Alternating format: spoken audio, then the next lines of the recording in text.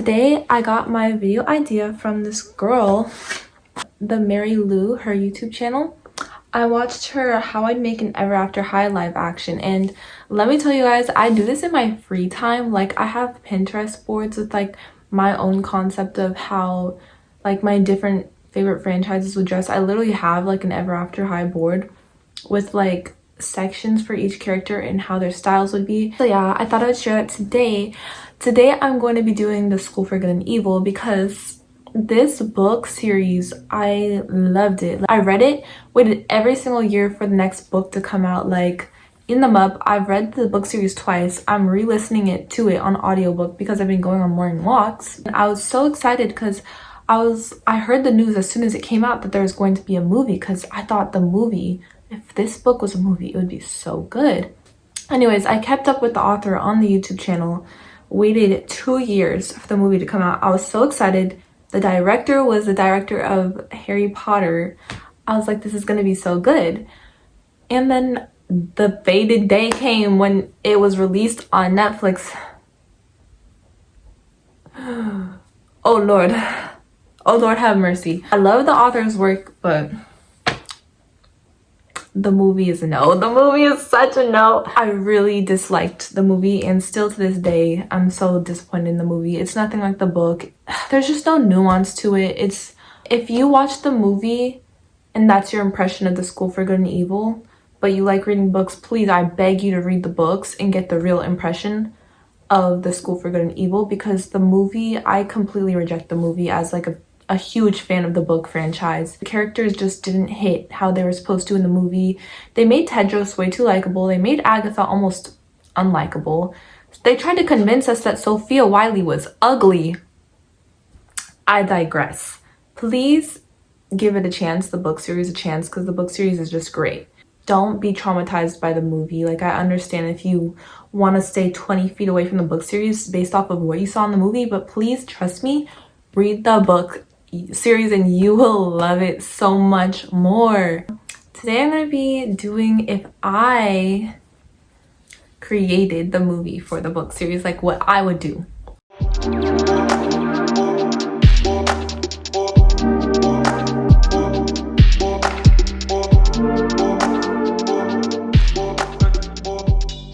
So first of all, for the storyline, I would stay true to it.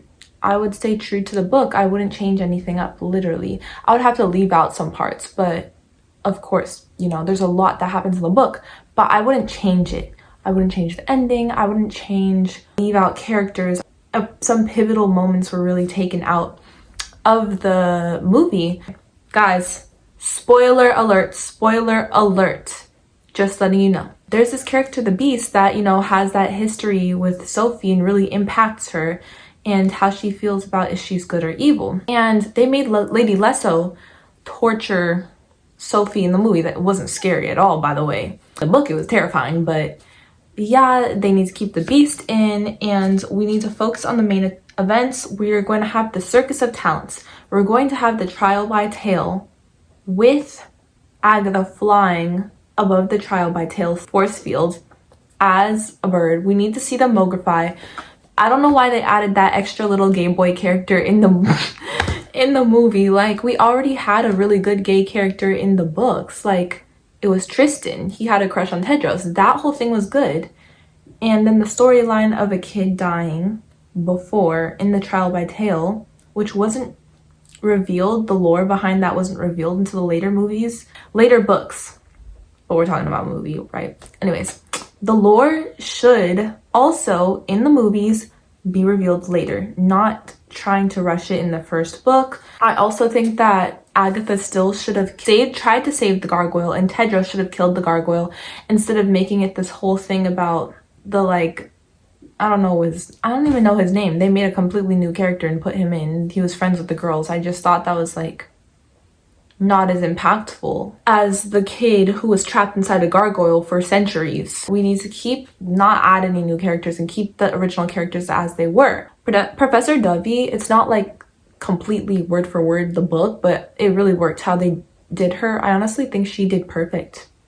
But I don't like that whole scene where she was yelling at Agatha, or at Tedros, I don't even know. She was like yelling after the whole like bird thing, the kid who transformed into a bird in the movie, that was so confusing. That was out of character for Professor W. Professor W would never yell it like that and so soon. Like, also the makeover scene, that's not how it went. Like, okay, I need to stop complaining and get on with the actual video. I think I'm gonna start with outfits. These are the uniforms that I created for the School for Good and Evil.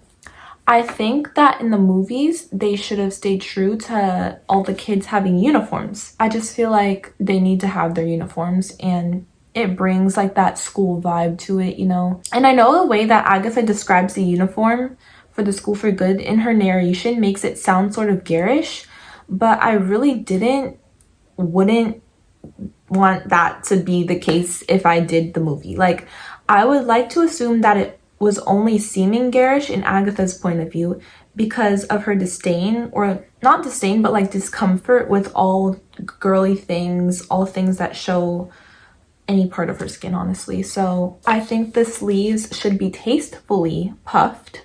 They said puffed in the book, so it should be like tastefully puffed. And they should be sheer and shimmery, like the sleeves, and kind of lavender tinted. And then the dress, of course, it's pink. Like, they said it's pink, and that's the point. It's like very gender role. So it said like short, but I think it should still be like school appropriate. Like, it's a short dress, but enough to where we can be, as viewers, convinced that like a school would make the students wear it, you know? Short enough to make Agatha uncomfortable. The glass slippers should be a short heel, but still a heel. So like an everyday heel that's practical, but still heeled, you know, still really girly, but like, again, school appropriate. Glass, sparkling, very princessy. Now for the School for Good and Evil, they literally said it was just a shapeless sack that could be literally cut out of a curtain, pretty much. That's what they said. Like, ripped and rough and ragged at the edges. And I think we should keep it true to the book. Like, literally just put a sack on them, like a black sack that are like frayed. And then you have the swan crests on their chests. The swan crests are so important too. These are the Circus of Talents outfits. These are like the really special outfits. Circus of Talents Agatha, they said that she had a midnight blue dress, and Agatha's a simple girl, so I drew a very simple but elegant dress. I thought this was the right silhouette to use for her. They said that she did have a train. They did describe a train, but I feel like we can forego the train. This feels more right to me. And they described it as having gold leafing, so I thought the bottom of the dress could have gold leafing. Or this is where we can stray off the path a little bit, stars and moons, like that type of gold detail, because motif throughout the books, like Merlin's blanket later, I don't know, it makes sense for Agatha in my opinion. As well as the jewels in her hair could be stars and moons. But also incorporate the blue orchid crown that they described in the book, because that's beautiful. This is just so much more tasteful than the movie, I'm sorry. The movie looked like a Love Shack fancy dresses. Girl, is this Bridgerton? Like, it's a medieval fairy tale. Now we have the ruby gloss, the gold eyelids, and we also have the ruby pendant, but I feel like it might be omitted. Like, I feel like she really doesn't need the ruby pendant. We can probably take that away in the movie if it looks too like off balance, because I feel like this elegant neckline is better without the ruby pendant. It definitely has to be like a shiny satin and with those little gold thread details. Now we have Sophie's outfit, which honestly, this is my favorite. Like, she looks so good. Like, she looks evil, but she looks so good. We got her long cape, long ass cape with the long sleeves that literally just cover her hands. I see like a lot of thorns in drawings, concept drawings of her in the books, so I thought I would just have that same thing as a choker around her neck. And we have her warts and her paler skin. Her eyes are already black. She hasn't fully transformed into a witch yet, but her hair is paler, everything's paler. Her lips are a little bit darker. You know, she has the warts, but she's still Sophie. We also have the cunty ass stilettos that are thigh-high boots, and we have the cape showing that. It's menacing, like that's what they describe in the book. This is just so much more impactful than "you should see me in a crown." I hope I'm not late.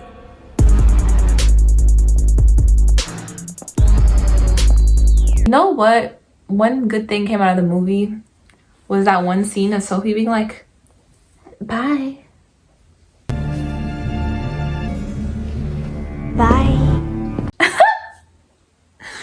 That clip is so funny to me. Like, why did they give her a hooked nose in the movie? Like, they said nothing about her having a hooked nose in the book. And it's a little problematic, honestly, girl. I don't know. Like, she could have been a witch without that. And the book said nothing about her having that.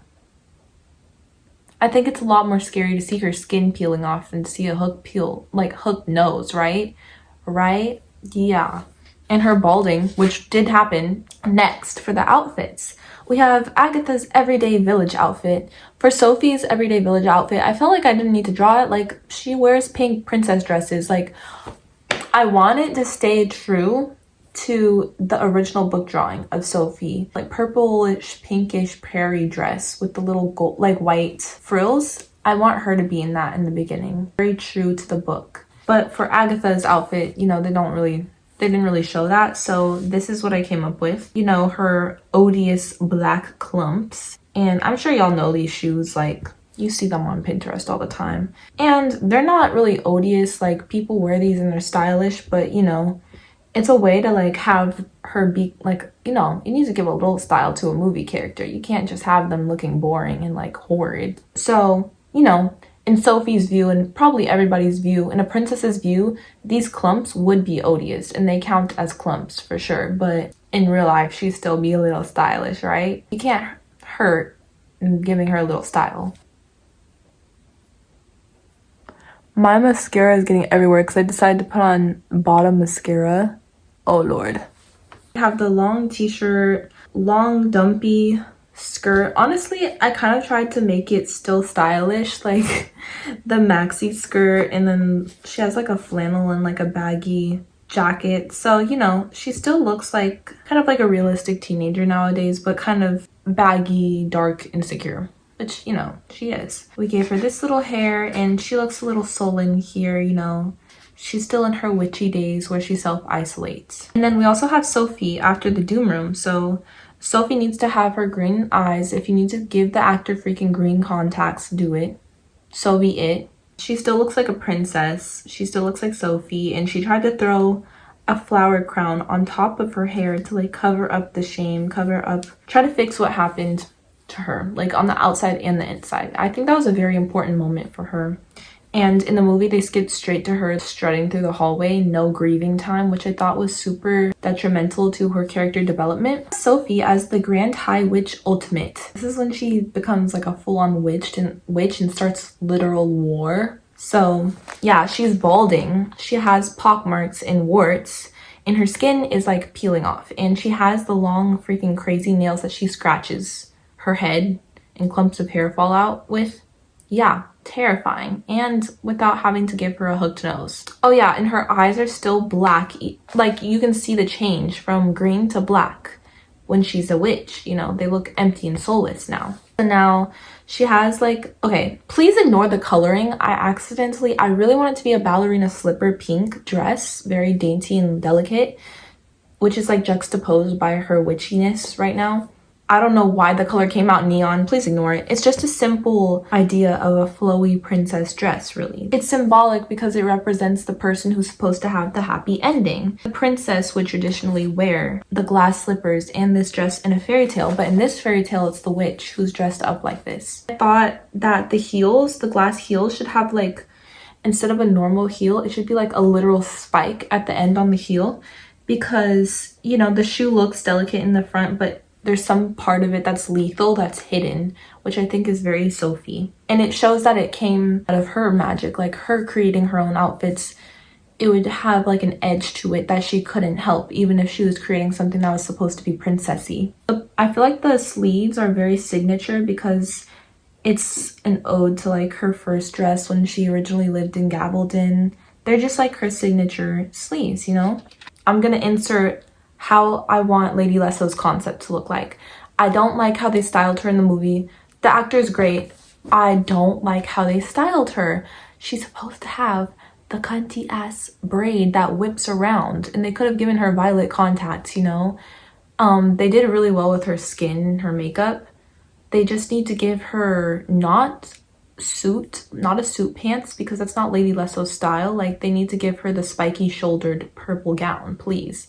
It doesn't have to be super spiky, just like a little spiky. It doesn't have to look too costumey. They need to give her that iconic braid that whips around, and the cunty ass boots that click clack clack. And I didn't draw anything for boys because honestly I don't give up, as long as it looks tasteful. It should look tasteful. They should look like typical princes, very well put together, like cute princes, you know, but you know, don't just put them in tights, please. Put them in breeches, whatever the hell you call it. They should, you know, Tedros should be in like gold threading, white, blue, like, you know, they're just male outfits. I don't know. As long as they look good and put together. Get a designer who's good at detailing, very good at embroidery, a beautiful medieval embroidered artwork looking on their outfits, just to bring something to the table with the male outfits, because it can get boring really fast with the same silhouettes. And yeah, just as long as you don't make them look corny. Now, let's go on to the soundtrack.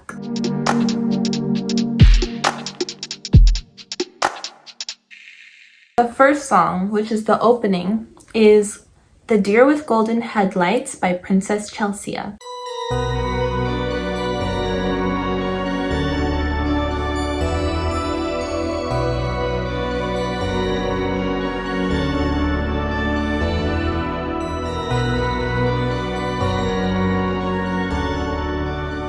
I think this song really, as soon as it drops, it just hits you. Like, this is the vibe you get from reading the books. Anybody can hear it who's read the books and you're like, whoa, this sounds like The School for Good and Evil. Like, it sounds like the beginning. Next, so this would be playing while they're like, Sophie's getting kidnapped willfully and Agatha's running after her in the woods. They're getting dragged. They're looking around, what the hell is going on? They're about to be snatched up by vultures. Not vultures, but stimps. But the thing is, they're getting dragged around the village, running, looking for each other pretty much. And Genesis by Grimes, like, it's perfect.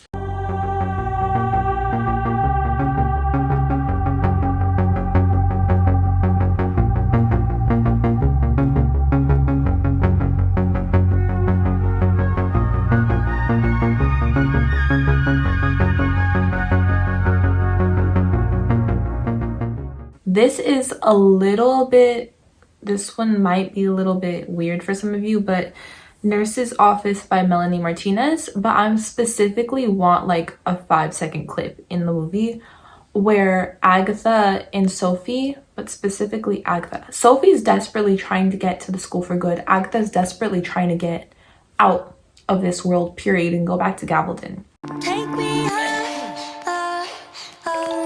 give me that pink slip of permission.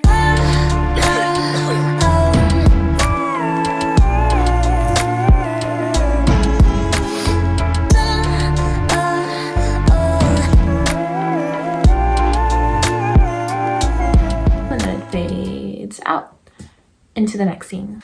Then the next song is like when Sophie is starting to give speeches at the stump at lunchtime and come through with her new outfits, okay, the Empress's new clothes, and she's like probably in her dorm room brewing up potions for her skincare. All of the girls seeking a witch doctor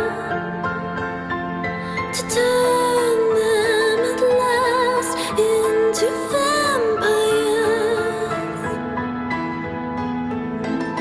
All the girls at that stump are seeking the witch doctor, Sophie. Next, we have Machines of Loving Grace by Princess Chelsea. Now, this is when, after Sophie is with Tedros for a while, she betrays Agatha's trust and she doesn't kiss Tedros when they're foxes and leaves Agatha behind, decides to stay with her prince. And after this isn't working out because, you know, her grades are falling without Agatha, obviously, Sophie comes and apologizes to Agatha. They pretty much reconcile.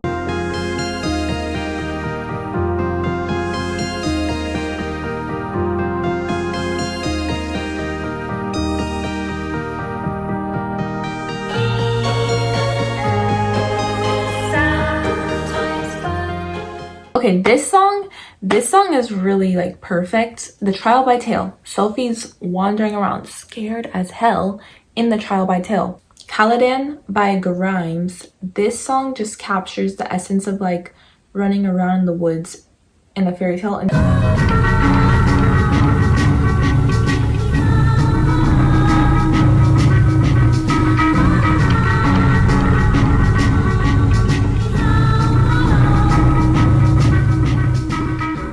Agatha gets her makeover. So when she recognizes that she's beautiful, the fairy godmother, Professor Dougie helps her out and helps her realize she's beautiful.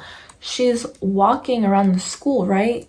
Thinking she looks different and she has a beautiful smile, and she really does have a beautiful smile, but she thinks it's because of, you know, a makeover or something, some magic thing that the nymphs did, right?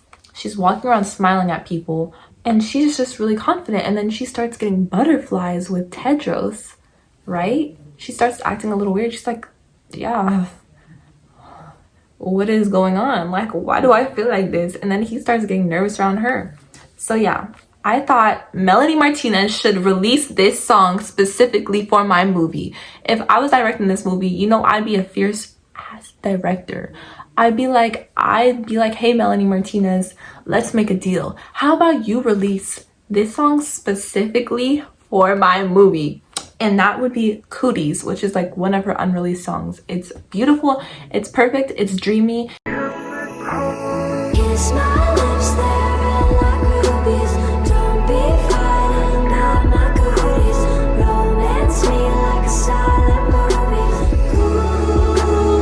Lighter moment, a more beautiful, heartwarming, dreamy moment in the book. And I mean, it's so lovey-dovey, and Agatha's like lovey-dovey not only with herself but also with Tedros.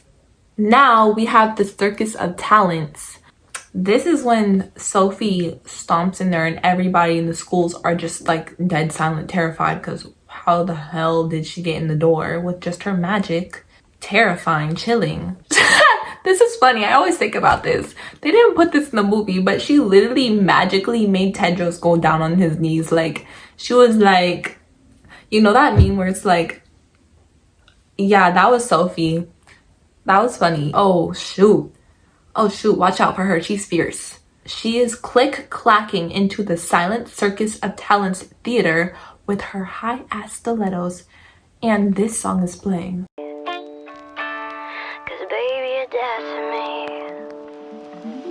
I need to kill you. That's the only way to get you out of my head. Oh, I need to kill you to silence all the sweet little things you said.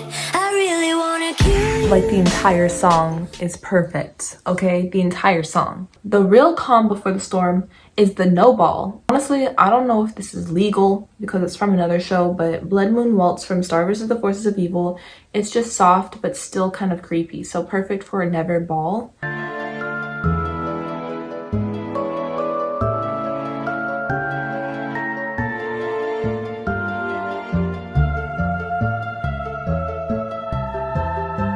After that song plays, Sophie is like standing on top of jagged rocks, pointing like this with her evil witch cackle and being like, ah!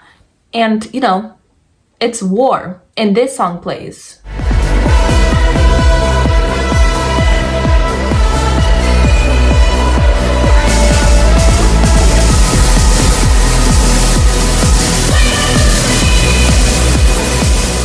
And then another Crystal Castle song. Sophie is in the tower, and in the book they describe that when she gets close to his face, I think the movie should really have us from Sophie's point of view.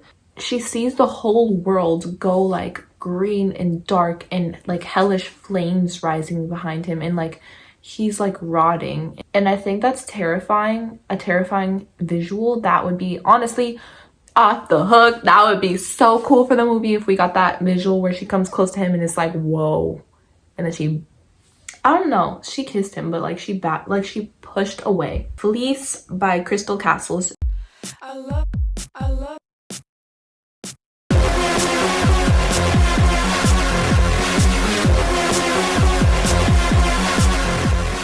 forgot to mention earlier, when they are flying, right, seeing the school about to arrive, they're like, what is that? What? So I think Swan Song should play by Lana Del Rey. And it's like, do, do, do. That should play while they're flying in the sky. I want, by the way, you're probably wondering, this playlist is very 2014. That's the point.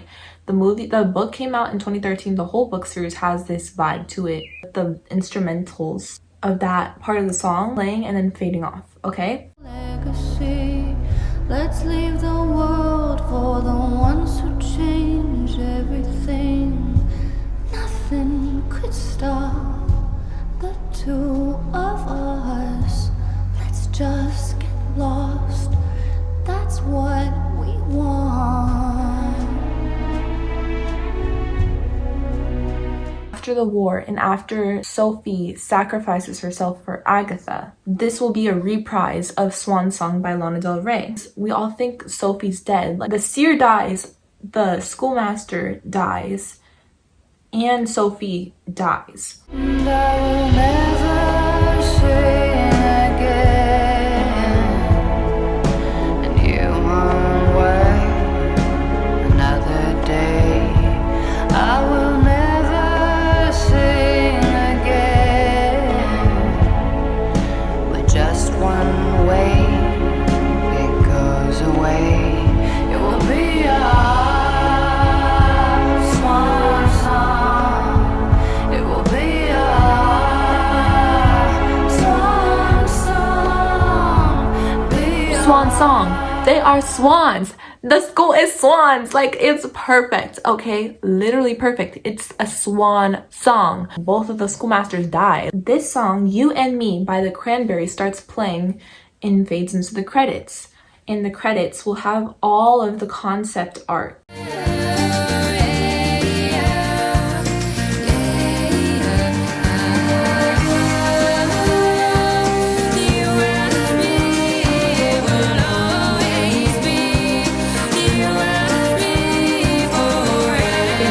Purity, it's like Agatha makes Sophie pure. Next song for the ending credits would be Power and Control by Marina, because I think this very much describes Sophie, how Sophie is. Give a little, get a lot. That's just how you are with love. Give a little, get a lot. Yeah, you may be good looking, but you're not a piece of art. Power and control. And by the way, while this song plays, it's just going to be all the names like scrolling up. You know, the moment when it's just, they start throwing in all the names and it's just a black screen. There's going to be one more song on the ending credits. It's going to be long because I thought it would be a good idea. I don't know if any movies have done this before, but it's not a bloopers reel. It's going to be like a montage, a very pretty edited montage of behind the scenes and just all the memories on set, and super nostalgic and beautiful. And this montage should be to the song Kill the Lights by the Birthday Massacre. This story's missing a wishing well. No mirror to show and tell. No kiss that can break the spell. I'm falling asleep. I'm not exactly sure who I want to act specifically. You know, I have a hard time finding people ugly because I can find beauty in different types of looks and different types of people. So I wouldn't say, okay, let's go hire an ugly girl to be Agatha. First of all, that's messed up anyways. But I think she should be able to look like she's not confident, which, you know, makes you ugly. That's what made Agatha ugly. And we should be able to make her look like sullen, possibly, like do some makeup. Maybe she can look a little sunken with the makeup, a little sad, a little like she stayed inside for too long. And make sure her hair looks greasy. All they did in the movie was make Agatha's hair curly. I was like, is she ugly because she has big ass curly hair? Like, that's saying something. Anyways, you should give her the visibly greasy hair, probably cut at an odd angle. She's not supposed to fit in the beauty standard exactly, and that's the point of Agatha. That's the whole point. She becomes beautiful because she finds her confidence, not because she fits a beauty standard. They didn't change her face during that makeover. The nymphs did nothing to her face, didn't change her nose, change her lips, didn't change her eyes, didn't change her body. Sophie, I think that we need to make sure she looks very sweet and she can be convincingly a sweet actor. The actor for Sophie in the movie was a good actor, but I could see her being a witch from the very beginning. She needs to be really good at seeming sweet, at disguising. An actor who can seem so sweet and say the cruelest things and nobody will notice too much because she said it in such a sweet way that it's conniving. Wow, those words stung. But I didn't realize because she seems so much like a princess. Also, they need to look their age because in the book they're around 13 or 14. I don't know if that's like a child labor law thing that's like holding you guys back, but I want to see some new actors. I want to see people who aren't already established. I want to see new talent. Tedros, they did the casting for Tedros perfect. They just didn't give him anything to work with. Like, I know he didn't have blonde hair and blue eyes like the book, but honestly, I couldn't care that much about like the book accuracy when it came to that. Because the blonde hair, blue eyes thing, yeah, I get it, like it's typical, but I don't think it really has that much impact on the meaning behind the book or anything. The script writing did not give him anything to work with. They did not stay true to his character. I think he should stay true to his character. He's a freaking man baby. If you like him, you like him, but I'm with Agatha, I didn't like him. Fort, they made him act so ridiculous in the movie. I'm sure the actor is fine. I just think that they told him to do in the scripting they gave him wasn't good. I think we should really show like how sweet Hort is. I feel like he was more comic relief in the movie, but he was a really sweet character in the book. I don't know if you can call it a relationship, but there's like a connection, a love that Hort has for Sophie that really needs to be shown in the book. Professor W, Professor Lady Lesso, their casting was great. The schoolmaster, can we not have somebody who's so familiar? Like, I was not convinced because I just keep seeing him in the Matrix. You can't cast the guy for the Matrix for every mysterious character ever. You should dye his hair frosty white. I'm not saying he has to be white, that would be weird, but like, I think that he needs the icy blonde hair. Like, really give that 2014 Jack Frost ass hair to him. It would eat. It would absolutely eat if he had the ice blonde hair in the younger version of himself. It would eat down, okay? It would just trust me. Like, I see it coming. Like, you need that ice blonde Jack Frost 2014 hair. It would make such an impact on society you don't even know. Also need to have the other teachers in the movies. So yeah, I think that's all I have to say. I would really love to see Kiko closer to Agatha in the movie. I want to see Tristan. That moment where Kiko has a crush on a gay boy and Agatha is like, girl, you need a new crush. Yeah, that's all I have to say. I ranted so much. I hope you guys actually like watch this video because I talked so damn much. But yeah, there's my soundtrack, my outfits, my casting, and my storyline resolutions. Go read the book series. It's amazing. It's such a good book series, especially if you love fairy tales. Yeah, go read it, and I hope you like this video.